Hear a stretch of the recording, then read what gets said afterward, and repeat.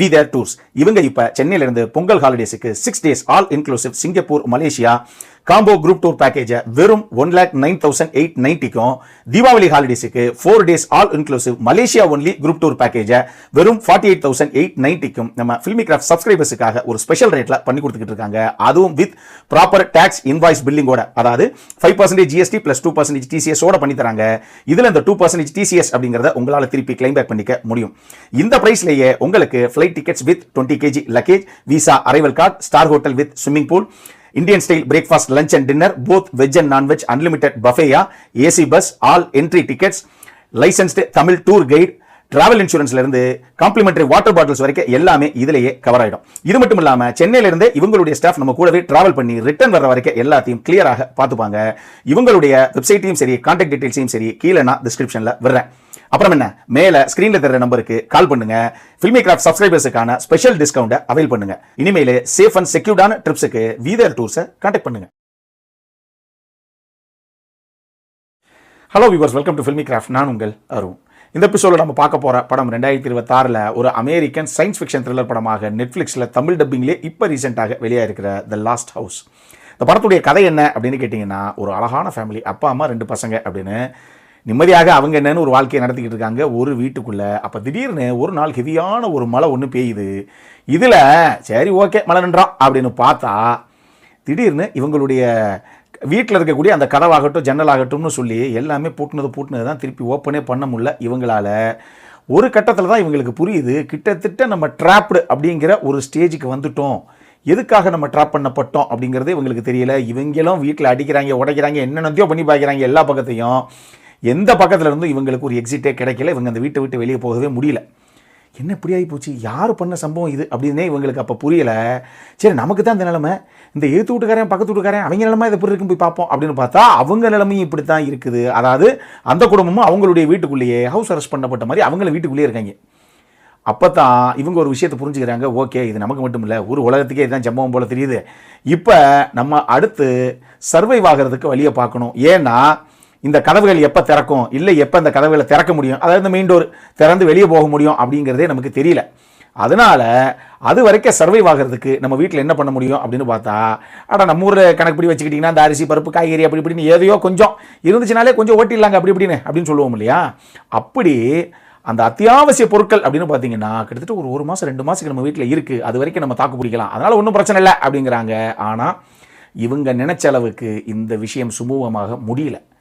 இந்த கதை எங்கே வரைக்கும் போகுது, இவங்க நிலைமை கடைசியாக எது வரைக்கும் ஆகுது அப்படிங்கிறது தான் இந்த படத்துடைய மொத்த கதையை. இந்த படத்தை பொறுத்தளவுக்கு இதை மேத்யூ ராபின்சன் அப்படிங்கிற நபர் எழுதி லூயிஸ் லெட்டிரியர் அவர் தான் இதை இயக்கியிருக்காப்புல. இந்த படத்தை பார்க்கும்போது டெஃபினட்டாக நமக்கு இந்த கோவிட் பேண்டமிக்கில் நம்ம என்னென்ன சம்பவங்கள்லாம் வீட்டுக்குள்ளே சந்திச்சோமோ இது எல்லாம் கண்ணு முன்னாடி வந்துட்டு போக தான் செய்யுது. என் மிஸ் யாரும் மறக்க முடியுங்களா அப்படிங்கிற கதையா அந்த சுச்சுவேஷன்லாம் நம்மளால் மறக்கக்கூடிய சம்பவமாக அது. எங்கேயும் வீட்டை விட்டு வெளியே போகும்ல, வீட்டை விட்டு போகிறதெல்லாம் இருக்கட்டும், ஐயோ வீட்டுக்கு வந்து ஏதோ ஒரு பொருள் அப்படி இப்படி ஆன்லைனில் ஆர்டரை போட்டு ஒரு காய்கறியோ பழங்களோ ஏதோ ஒன்று ஆர்டரை போட்டு அது வீட்டில் வந்து இறங்கினா கூட அதையெல்லாம் சோப்பை போட்டு கலவர நிலைமைக்கிலே நம்ம இருந்தோம்.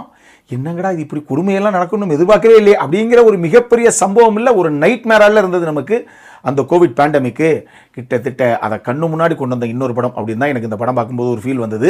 இந்த படம் கிட்டத்தட்ட ஒரு 1 மணி நேரம் 52 நிமிஷம் போடுது. இதை முதல்ல ஒரு 3/4 மணி நேரம் வச்சுக்கோங்களேன்.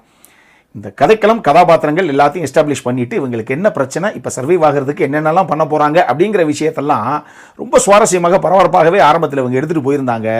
அதெல்லாம் பார்க்கும்போது ஒரு விஷயத்தையும் எப்படி பண்ணணும், இப்போ எல்லாமே காலி ஆயிடுச்சு, இதுக்கப்புறம் என்னதான் இருக்குது சாப்பிட்றதுக்கு, அப்போ என்ன பண்ண முடியும் அப்படின்னு ஒரு விஷயம் இருக்கு இல்லையா. இது எல்லாத்துலேயுமே நமக்கு நம்ம சந்தித்த அந்த விஷயங்கள் பல விஷயங்களை ஞாபகப்படுத்துகிற மாதிரியே இருந்தது இந்த படம்.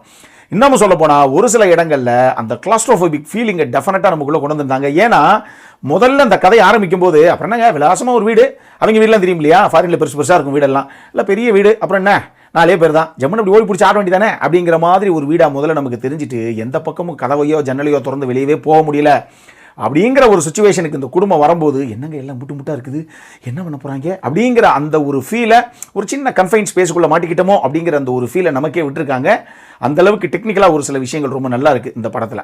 அதில் முதல்ல படத்துடைய ப்ரொடக்ஷன் டிசைன் டீம் தான் சொல்லணும். பொதுவாகவே இப்போல்லாம் ப்ரொடக்ஷன் டிசைன் டீம் பண்ண ஒர்க்குன்னு பல விஷயங்கள் இந்த ஃபாரின் படத்தில் மட்டும் நம்மளால் அடிச்சே சொல்ல முடியல. ஏன்னா அவங்க மாட்டுக்கு மேட்டை கட்டி பூந்து விளையாண்டுறாங்க. இவ்வளவுமே செட்டுன்னுலங்க நினச்சோம் அப்படிங்கிற மாதிரி இருக்குது நமக்கு.